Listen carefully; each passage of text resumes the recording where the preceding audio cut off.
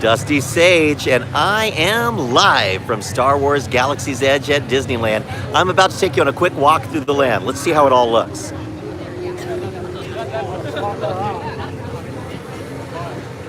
This is the marketplace. It's kind of the main building in town, and I'll show you we're on the outskirts. So we're near where the rebels are, and you can see it's all just trees and things out there. The new ride, Rise of the Resistance, is going to be out here. The Rock Mountains are out here. But when you get to this point, you are at Black Spire Outpost, and that's where all the real stuff is, the shops and the restaurants. And we get close to the Falcon there, and then if you keep going, you end up where the First Order is, and hopefully we'll make it all the way over there. The marketplace, of course, looks like the classical marketplaces of Marrakesh and Far East Asia. Lots of interesting lighting. Kind of give you the impression of merchant crafts over here. There isn't a real artisan here making this stuff. They just make it look that way, although I think they could be like knots and actually have somebody carving these things, and people would buy it.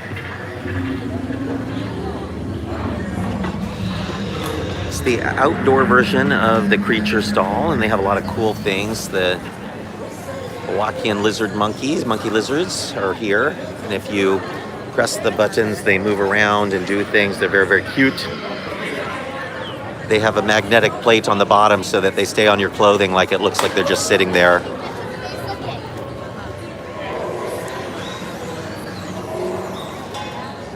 And here's the actual creature stall. Where the loathe cat lives. There's all kinds of creatures up in the cages.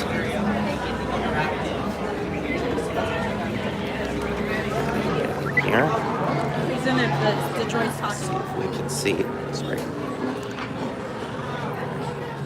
Really cute. I said cute animals, they're not so cute. There's the loathe cat in there. He's, of course, sleeping away. I don't know if you can hear it. It's so loud. I'm gonna let Rumble grab it. Alright.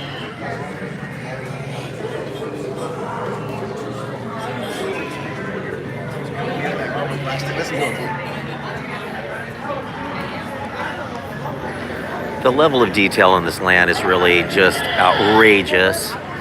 So much to see, no matter where, if you're looking up or down. Across from where the creature stall is where they've got the Toydarian toy shop. Of course, the Toydarian is the lady who makes the toys. She's been on the village the longest, and so she's heard the most stories of the galaxy's biggest fights, so she knows about Rey and Luke and Leia and all those people, and they're reflected as little plush toys, but from her recollection.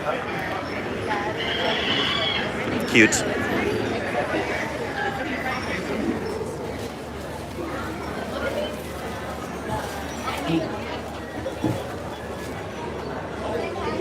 Here's Scott Atula, one of our authors and photographers, and he just bought something, and we just ran into him. I didn't know he was in the shop.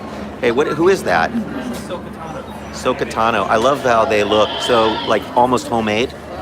It's pretty cool. Did you just buy the one thing? Yeah, I can only buy one. Do they have the wooden chess set here?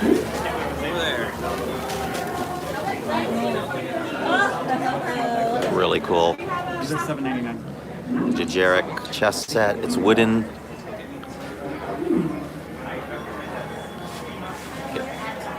Super cool. It looks a lot like the hollow chess set, but it's made out of wood.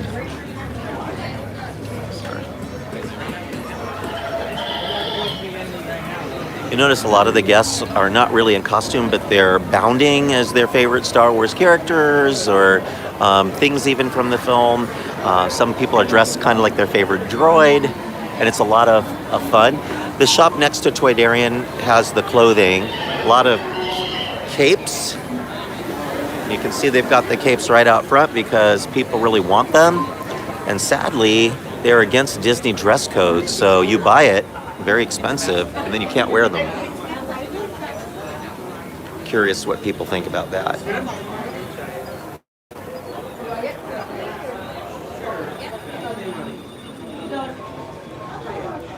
Every shop in town is busy. People can't get enough of the Star Wars merchandise. And then directly across from where we just were at the Clothiers is a shop that has sort of the merchandise from town. They've got t-shirts that say Black Spire, pins, and then the famous Katsuya's kettle.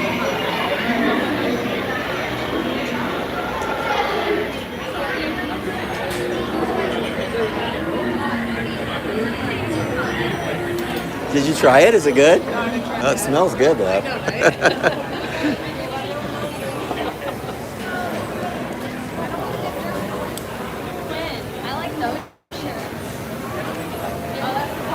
We're walking towards something really cool, folks. This is Rontous Roasters. And that is an old pod racer engine that they're using to cook the meat.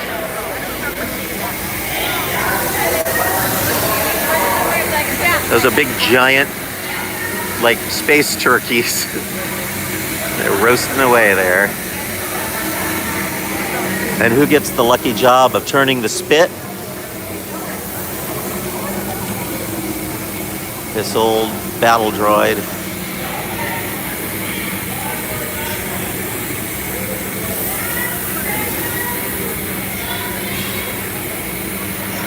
So neat.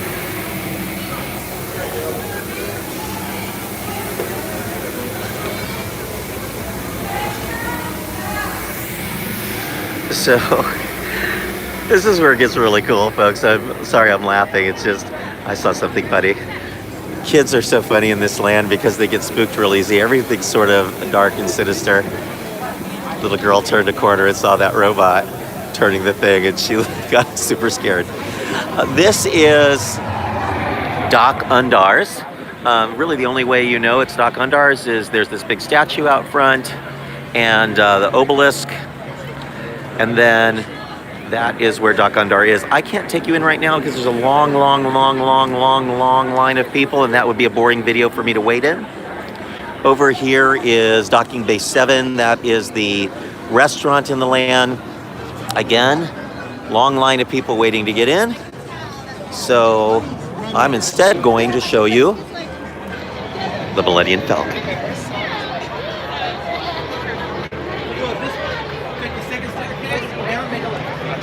She is très jolie. That is the fastest hunk of junk in the galaxy, folks.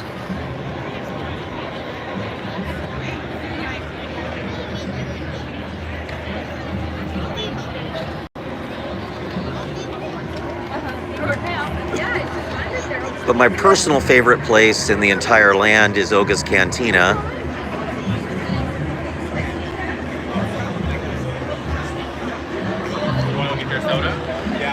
Ogagara is the proprietor of the cantina. It is very reminiscent of the cantina from the very original Star Wars film, only instead of the cantina band, those creatures with the like trumpets, they've got a DJ droid, which is the original droid from Star Tours. And here he's called DJ Rex. And if you don't like his music, that's because it's his first time playing. Cargo coming through. And he's still getting used to his programming. Look at the line for the cantina.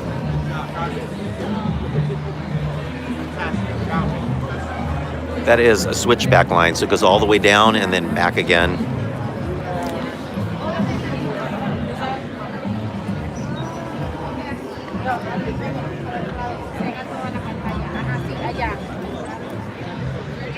And just everywhere you go in the land, there's some sort of unique detail.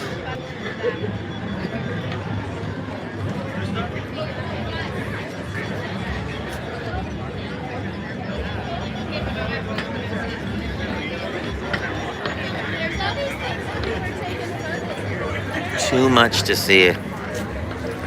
So we've obviously entered the dark side over here. This line over here, again, lines everywhere, the lines. That is for blue milk. They built a queue for blue milk, but then there's so many people waiting for it, they have to put tape down on the ground to make more room.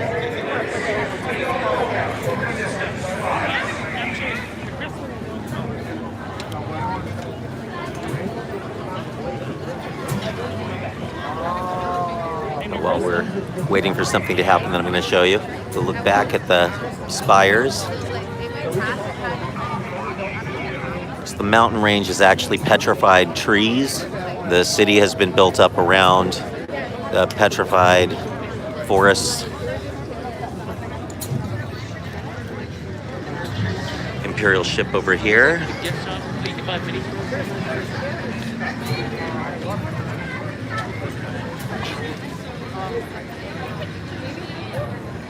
Amazing. Oh, looks like some stormtroopers have shown up.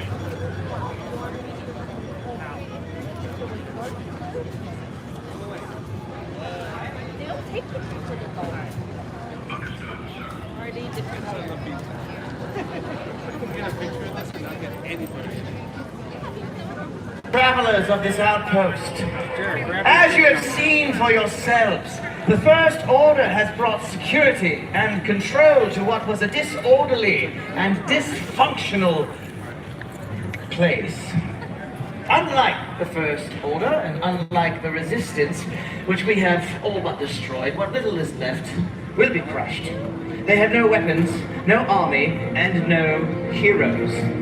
Yet, they want to regroup, to fight against us when they have no chance. Even now, we believe a Resistance spy was sent here to, no doubt, scouting for a place to hide. She cannot be operating alone. Someone is helping her, someone is hiding her, and someone knows exactly where to find her. If we believe that you know something, or that you are hiding something, we will find out. If you are stopped for questioning, I suggest you do as you are ordered. Troopers! Excellent advice.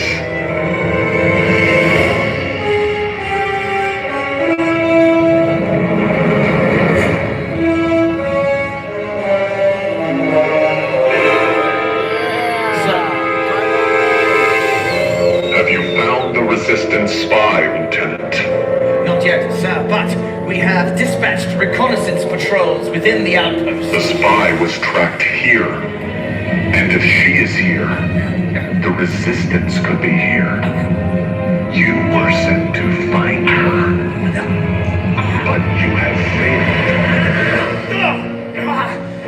Sir! Someone has information, sir! We will get it! We will... No, Lieutenant. I will get it. You are dismissed. Troopers. Yes, sir.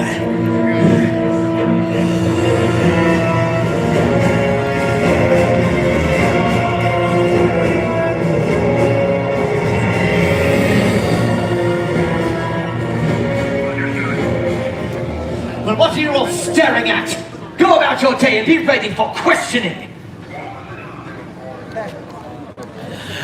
So what we didn't see, because we were up front by the ship, is that there was an actual rebel spy that was kind of in the back area, back here by the restrooms, and she was listening in on everything from far away. I only know that because I've seen this happen earlier.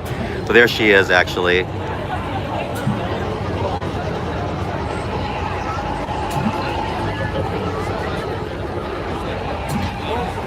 Orange jacket, blue hair, that's the rebel spy.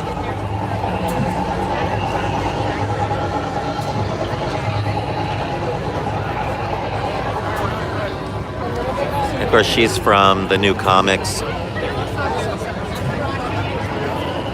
Most of the things in this land are inspired by the new films. It's the new characters, Kylo Ren, it's Rey. Chewbacca is in the land, and you can find R2, but for the most part, the characters in the land are not the ones that you know from the classic films. No Darth Vader, no Luke Skywalker, no Han Solo, no Anakin, no Amidala. Although there is a hidden Jar Jar in the land. Hidden Jar Jar. He's golden. I won't tell you where he is. We might do a video one day to show you some of the Easter eggs. Do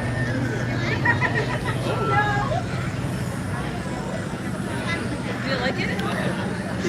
We've gone from one end of town, just on the other side of the marketplace, to the other end of town where we just saw the Kylo Ren show that lasts for a few seconds. And we're over here now by the Droid Depot. You know you're getting close when you see the droids out and about.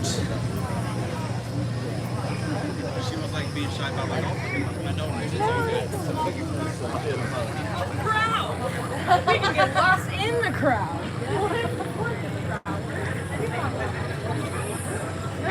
Droids outside the Droid Depot. The line for the front door to the Droid Depot is super long, where you actually make the droids. I'm going in through the gift shop, and there is some cool stuff in here because there's my gosh, there's Scottatula again. Land is a little smaller than you might think.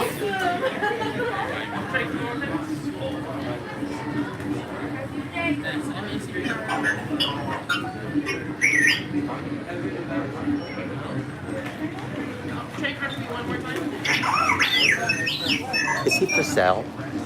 Is he for sale? How much?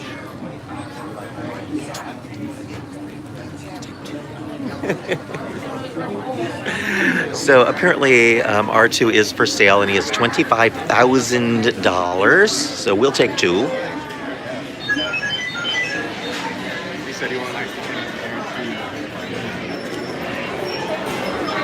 And this is the actual droid factory where they make the droids. And I want to show you something really cool.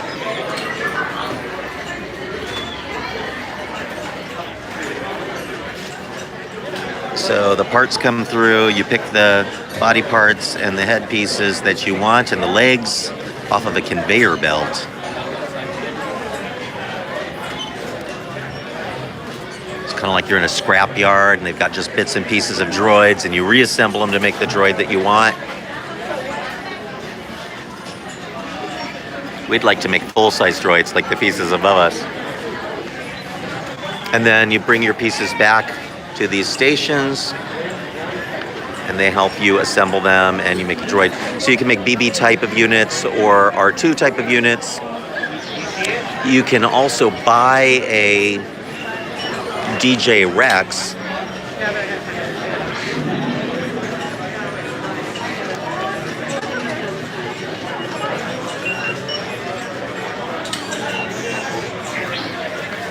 The droids in Droid Depot start at $99.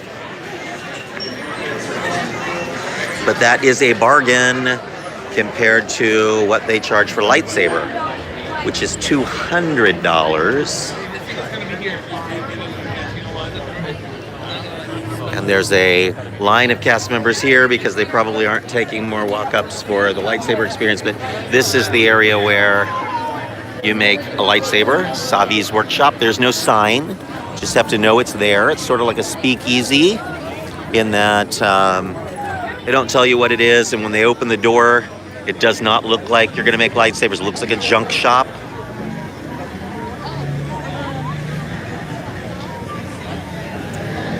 We are on the outskirts of town. One last thing I'd like to show you. This is the thing that really made me cry when I was first in the land.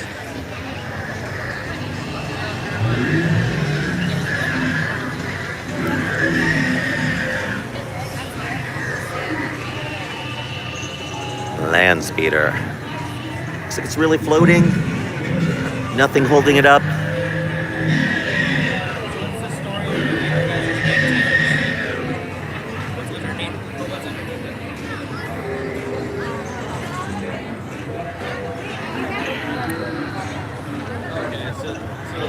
Folks, here comes Kylo Ren and the Stormtroopers. And this is right next to something that's very popular right now. So what's on the table here are the new Coke bottles that look like little bombs, and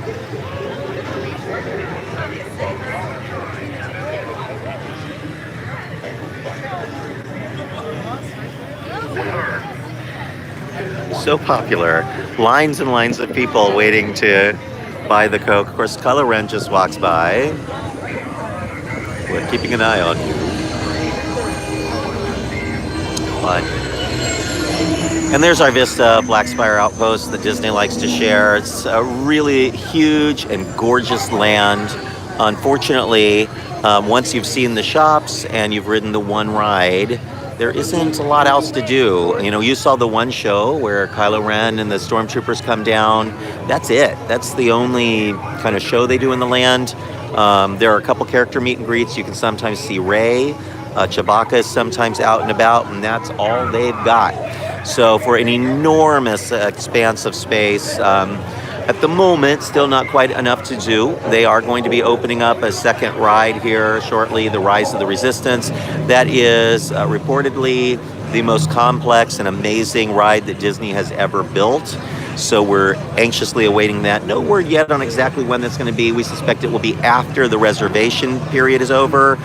So at the end of this month, the reservation period lifts, and then they just start opening the land to guests. You will need to use virtual queuing to assure that you will get entry into the land, but it could be any time after that that they try to open Rise of the Resistance. So we'll keep our eyes on that and let you know. In the meantime, we will be back with more from Disneyland and Galaxy's Edge soon. Thank you so much for watching, and we'll see you online at micechat.com.